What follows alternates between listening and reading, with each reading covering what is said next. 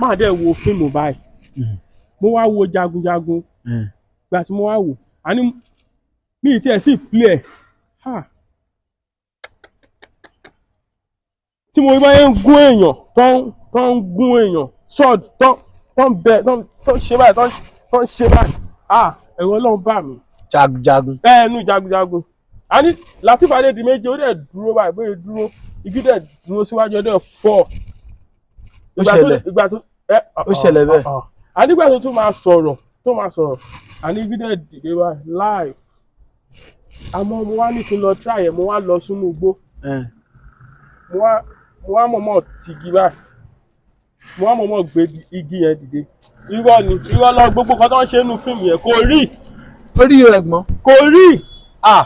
Jagun tẹ́ ń wò yẹn ẹ jẹ́ máa lọ súnmọ́ wọn Jagun.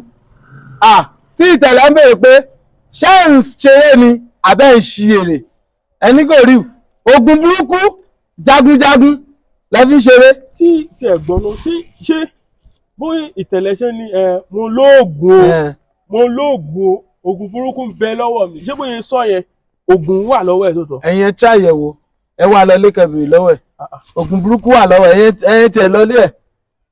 Kí n lọ lé ẹ̀. Ẹni tó yẹ pé òun fún ààrẹ gan ó ń produce késàrì lọ́wọ́ ogun burúkú wà lọ́wọ́ ẹ̀ ó lóun lóògùn ṣé ń sinwi ni àbẹ́ ń ṣe èrè ẹ̀yin wá sọ pé nǹkan tó ń ṣe ẹ kò rí ẹ tí ẹ̀yin wọn wò bọ̀dà Fẹ́mi tẹ́ pé ọ ti lọ wá sítórì tó kí àwọn náà ń rè lọ́wọ́ Jagun ló ń rè. Ìwọ lè lè pàjà ogun wo ló ní ṣé ń tọ́ pé fíìmù lásán ni ológun jọ ogun ológun.